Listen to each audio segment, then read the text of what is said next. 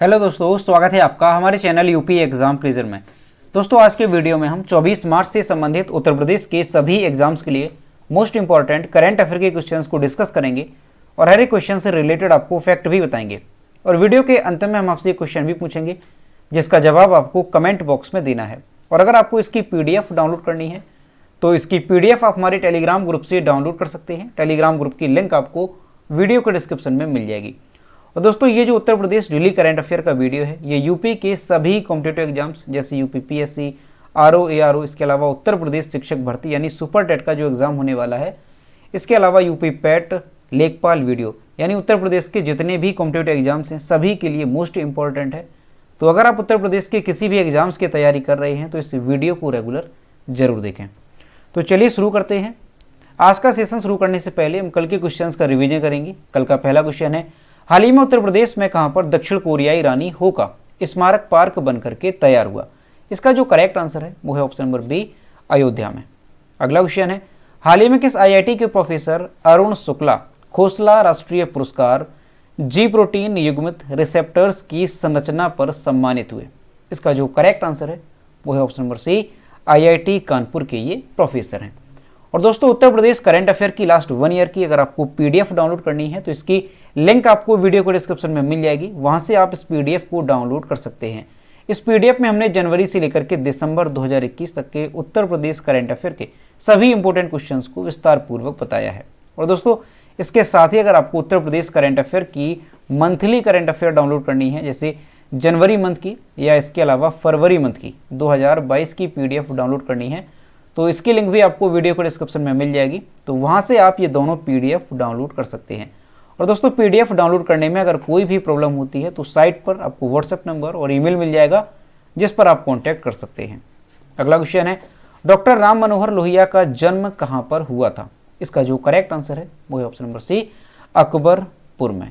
और दोस्तों, ये जो अकबरपुर है, जिस टाइम पर डॉक्टर राम मनोहर लोहिया का जन्म हुआ था उस टाइम पर जो अकबरपुर है ये अयोध्या में पड़ता था। लेकिन वर्तमान में अगर देखा जाए कि जो अकबरपुर है ये कहां पर है तो वर्तमान में ये अंबेडकर नगर जनपद में पड़ता है। और उस टाइम पर आपको ध्यान रखना है जो अयोध्या था उसे भी फैजाबाद के नाम से जाना जाता था।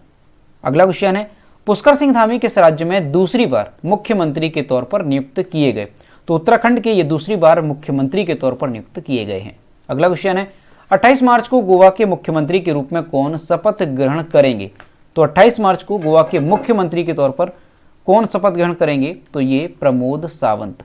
अगला क्वेश्चन है, कौन सी भारतीय महिला तेज गेंदबाज 200 वनडे मैच खेलने वाली दूसरी महिला क्रिकेटर बन गई हैं? तो ये बनी है झूलन गोस्वामी यानी ऑप्शन नंबर ए यहाँ पे करेक्ट होगा।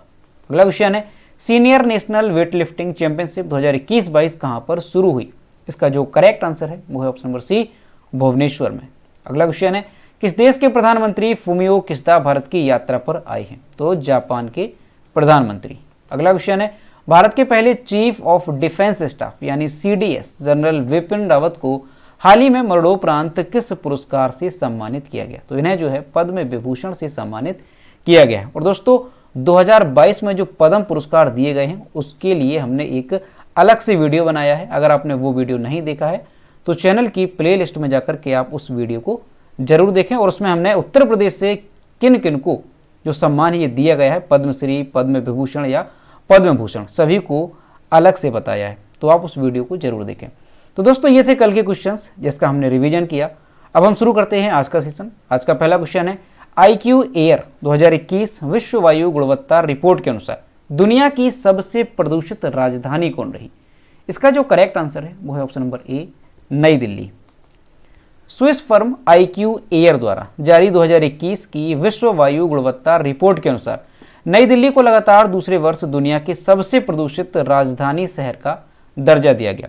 इसी बीच अगर देखा जाए कि भारत का सबसे प्रदूषित शहर कौन सा रहा तो भिवाड़ी। ये जो भिवाड़ी है ये किस राज्य में है? तो ध्यान रखना है राजस्थान। राजस्थान का ये शहर है भिवाड़ी जो कि भारत का सबसे प्रदूषित शहर रहा। इसके बाद उत्तर प्रदेश का गाजियाबाद, इसका नाम भी ध्यान रखना है, दूसरे नंबर पर है उत्तर प्रदेश का गाजियाबाद। इसके बाद दिल्ली और जौनपुर का स्थान रहा। देशों की अगर बात की जाए कि सबसे प्रदूषित देश कौन सा रहा तो बांग्लादेश। बांग्लादेश ये सबसे प्रदूषित देश था। उसके बाद है चाड, पाकिस्तान, ताजिकिस्तान और भारत, ये पांचवा सबसे प्रदूषित देश था। रिपोर्ट में 117 देशों, क्षेत्रों और क्षेत्रों के 6475 शहरों में PM2.5 वायु प्रदूषण माप का विश्लेषण किया गया। 2021 में दुनिया के शीर्ष 15 सबसे प्रदूषित शहरों में 10 अकेले भारत में हैं। तो दोस्तों ये क्वेश्चन मोस्ट इंपॉर्टेंट है, यहाँ से आपको सारी चीज़ें अच्छे से ध्यान रखनी है कि ये जो रिपोर्ट है ये स्विस फर्म IQ एयर द्वारा जारी की गई 2021 की वायु गुणवत्ता के बारे में। इसके अनुसार ये बताया गया कि दुनिया का सबसे प्रदूषित देश कौन सा रहा, तो ध्यान रखना है बांग्लादेश। दुनिया का सबसे प्रदूषित राजधानी कौन सी रही, तो नई दिल्ली, जो कि भारत की राजधानी है। इसके अलावा भारत से ध्यान रखना है कि भारत का सबसे प्रदूषित शहर कौन सा रहा, तो भिवाड़ी, जो कि राजस्थान में है। और दूसरे नंबर पर कौन सा शहर रहा, तो उत्तर प्रदेश का गाजियाबाद, ये भारत का दूसरा सबसे प्रदूषित शहर रहा। अगला क्वेश्चन है 2017 से 19 के बीच देश में मातृ मृत्यु अनुपात MMR के मामले में सबसे खराब प्रदर्शन वाले राज्यों में उत्तर प्रदेश किस स्थान पर रहा। इसका जो करेक्ट आंसर है वो है ऑप्शन नंबर बी, दूसरे स्थान पर। 2016 से 18 की तुलना में 2017 से 19 के बीच देश में मातृ मृत्यु अनुपात में 8.9% की गिरावट दर्ज की गई, जिसके बाद भारत में MMR यानी मातृ मृत्यु जो अनुपात है वो 103 पर पहुंच गया। मातृ मृत्यु अनुपात के मामले में केरल की स्थिति सबसे बेहतर है। इसके विपरीत जो असम है, इसकी जो स्थिति है वो सबसे खराब है। और खराब प्रदर्शन के मामले में जो उत्तर प्रदेश है, ध्यान रखना है, जो उत्तर प्रदेश है ये दूसरे स्थान पर है। सतत विकास के लक्ष्यों SDG के तहत प्रति लाख जीवित जन्मों पर होने वाली मातृ मृत्यु दर को 70 पर सीमित रखने का लक्ष्य रखा गया था। यानी दोस्तों सतत विकास लक्ष्यों SDG के तहत जो है प्रति 1 लाख जीवित जन्मों पर होने वाली जो मातृ मृत्यु दर है उसे 70 पर रखने का लक्ष्य रखा गया था। लेकिन जो ये रिपोर्ट अभी जारी हुई है इसके अनुसार ये बताया गया कि जो केरल है इसकी स्थिति तो है जो मातृ मृत्यु के अनुपात में सबसे बेहतर है, लेकिन जो असम है इसकी स्थिति सबसे खराब है। अब केरल में मातृ मृत्यु का जो अनुपात है वो कितना रहा, तो केरल में रहा है 30 रहा है मातृ मृत्यु दर प्रति 1 लाख जीवित जन्मों पर।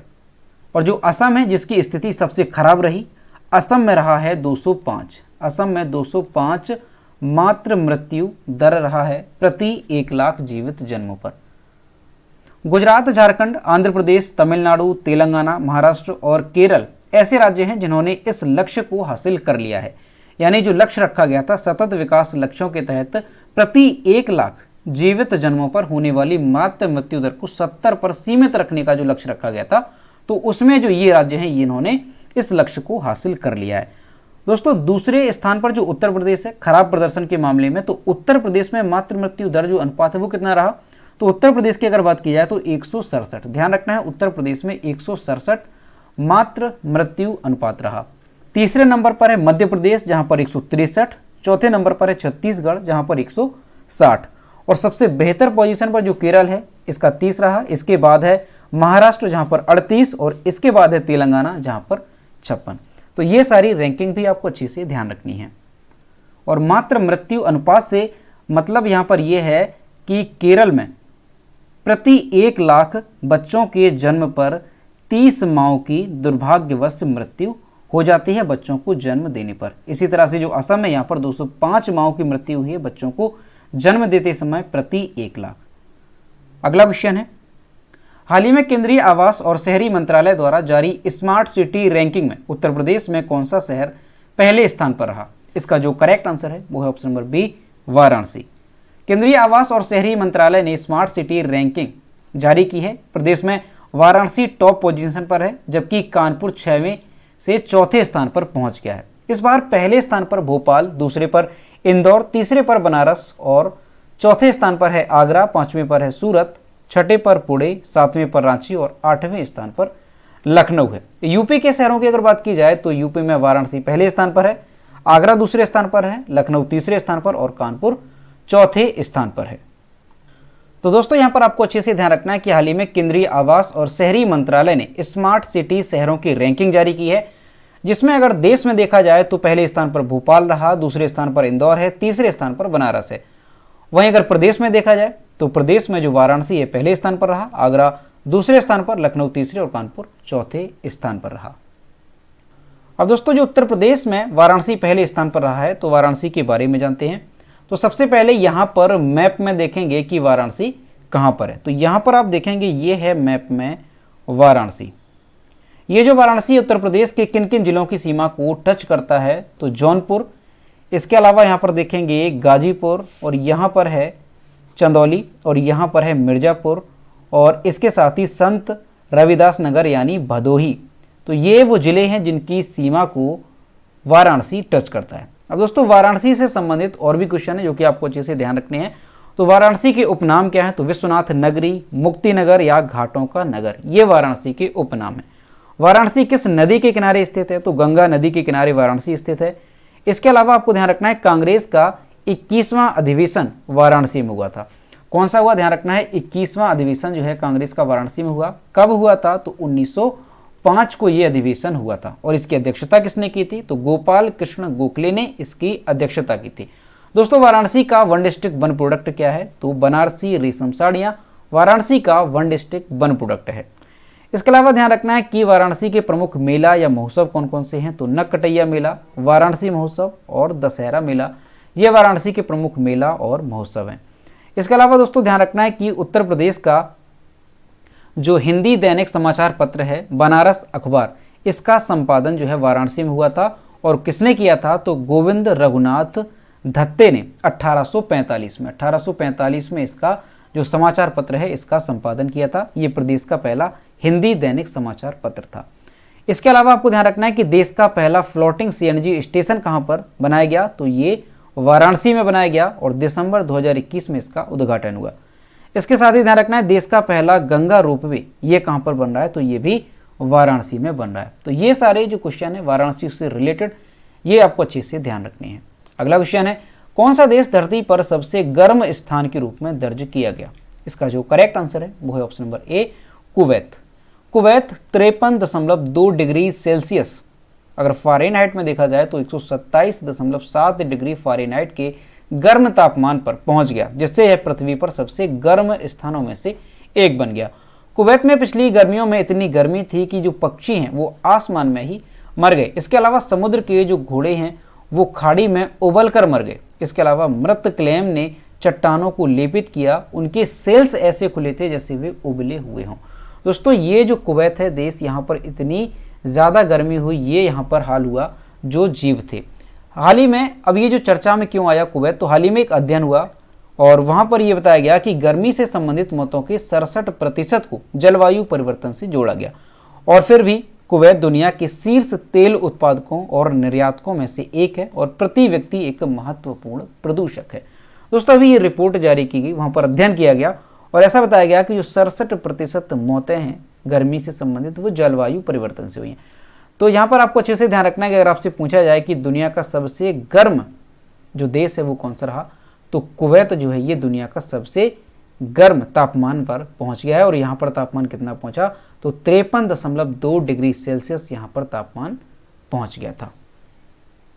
और दोस्तों कुवैत की अगर बात की जाए तो कुवैत की कैपिटल क्या है, तो कुवैत सिटी कुवैत की कैपिटल है। इसके अलावा कुवैत के जो प्राइम मिनिस्टर हैं वो कौन है, तो सबा खालिद अल सबा कुवैत के प्राइम मिनिस्टर हैं। और इसके अलावा कुवैत की करेंसी क्या है, तो ध्यान रखना है कुवैती दिनार कुवैत की करेंसी है। अगला क्वेश्चन है हाल ही में किस राज्य के नरसिंहपेट्टई नागस्वरम को भौगोलिक पहचान यानी जीआई टैग दिया गया।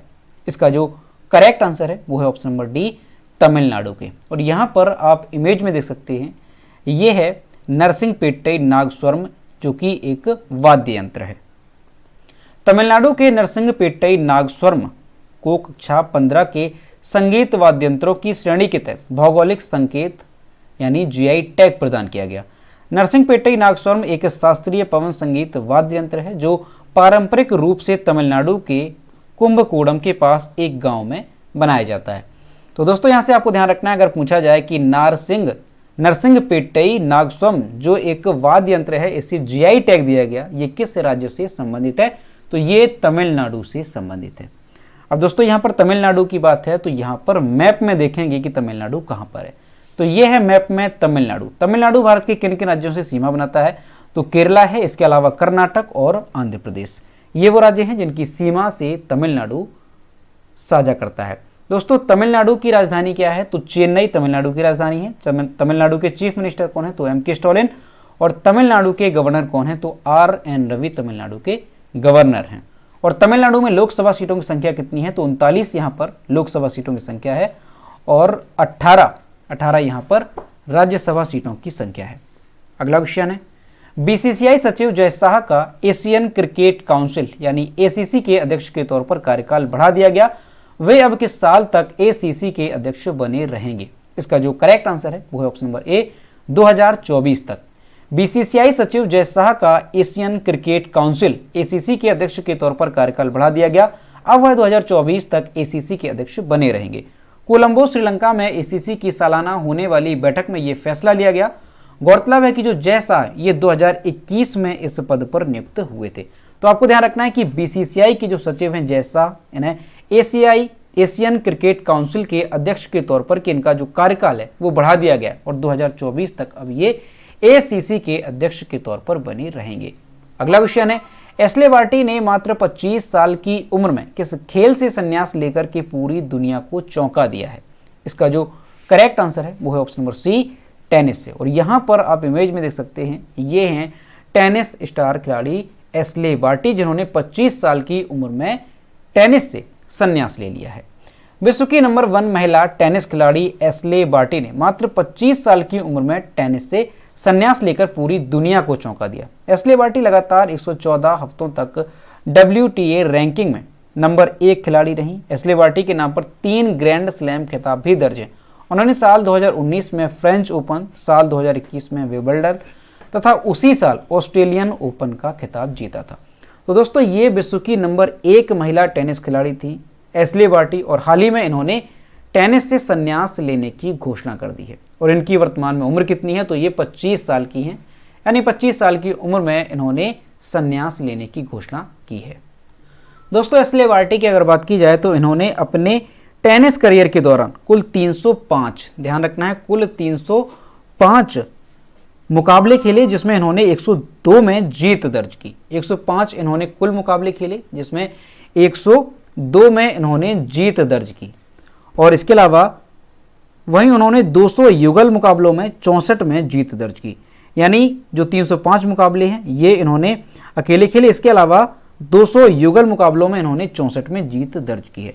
तो यहाँ से आपको ध्यान रखना है कि एशले बार्टी ये टेनिस खिलाड़ी है और 25 साल की उम्र में इन्होंने टेनिस से संन्यास ले लिया है। अगला क्वेश्चन है, हाल ही में किस राज्य की विधानसभा पेपरलेस कार्य प्रणाली को अपनाने हेतु नेशनल ई विद्या एप्लीकेशन कार्यक्रम को लागू कर देश की पहली राज्य विधानसभा बन गई है? इसका जो करेक्ट आंसर है वो है option number D, Nagaland.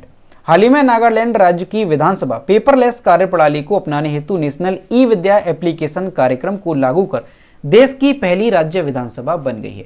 NEVA यानी नेशनल ई विद्या एप्लीकेशन एक प्रकार की कार्य प्रवाह प्रणाली है जिसे NIC क्लाउड मेघराज पर तैनात किया गया, जो सदन के अध्यक्ष द्वारा सदन की कार्यवाही के सुचारू रूप से संचालन के साथ ही सदन के विधायी कार्य को कागज रहित यानी पेपरलेस तरीके से संचालित करने में मदद करती है। तो यहाँ पर आपको अच्छे से ध्यान रखना है कि हाल ही में जो नागालैंड राज्य की विधानसभा है ये पेपरलेस कार्य प्रणाली को अपनाने हेतु नेशनल ई विद्या एप्लीकेशन कार्यक्रम को लागू करने वाली देश की पहली राज्य विधानसभा बन गई है।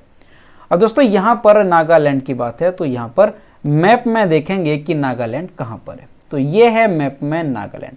नागालैंड भारत के किन किन राज्यों की सीमा को टच करता है? तो असम है, इसके अलावा यहाँ पर देखेंगे मणिपुर और इसके साथ ही आप देखेंगे ये ऊपर की ओर है अरुणाचल प्रदेश। तो ये वो राज्य हैं जिनकी सीमा को जो नागालैंड है वो टच करता है। दोस्तों नागालैंड की कैपिटल क्या है? तो कोहिमा नागालैंड की कैपिटल है। नागालैंड के चीफ मिनिस्टर कौन है? तो नेफ्यू रियो नागालैंड के चीफ मिनिस्टर हैं। नागालैंड के गवर्नर कौन है? तो जगदीश मुखी नागालैंड के गवर्नर हैं। और नागालैंड में लोकसभा सीटों की संख्या कितनी है? तो एक यहाँ पर लोकसभा सीट की संख्या है और एक यहाँ पर राज्यसभा सीट की संख्या है। अगला क्वेश्चन है, विश्व मौसम विज्ञान दिवस यानी वर्ल्ड मेटेरोलॉजिकल डे निम्न में से किस दिन मनाया जाता है? इसका जो करेक्ट आंसर है वो है ऑप्शन नंबर ए, 23 मार्च को। हर साल 23 मार्च को विश्व मौसम विज्ञान दिवस मनाया जाता है। इस दिवस का उद्देश्य लोगों को मौसम विज्ञान तथा इसमें हो रहे परिवर्तन के बारे में जागरूक करना है। विश्व मौसम विज्ञान संगठन एक मौसम विज्ञान संगठन है जिसे 11 अक्टूबर 1947 को हुई संधि के बाद 23 मार्च 1950 में स्थापित किया गया था।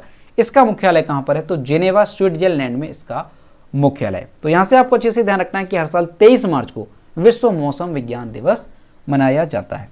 अगला क्वेश्चन है, और दोस्तों अगर आपको इस वीडियो का ऑडियो रिवीजन करना है तो इसके लिए आप खबरी ऐप पर जुड़ सकते हैं। खबरी ऐप पर आपको कैसे जुड़ना है? तो सबसे पहले आपको गूगल प्ले स्टोर पर जाना है, वहां पर आपको खबरी एप्लीकेशन डाउनलोड करना है।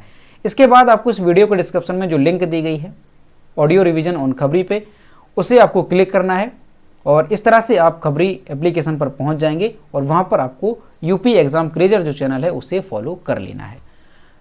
भारत में हर साल शहीद दिवस कब मनाया जाता है? इसका जो करेक्ट आंसर है वो है ऑप्शन नंबर बी, 23 मार्च को।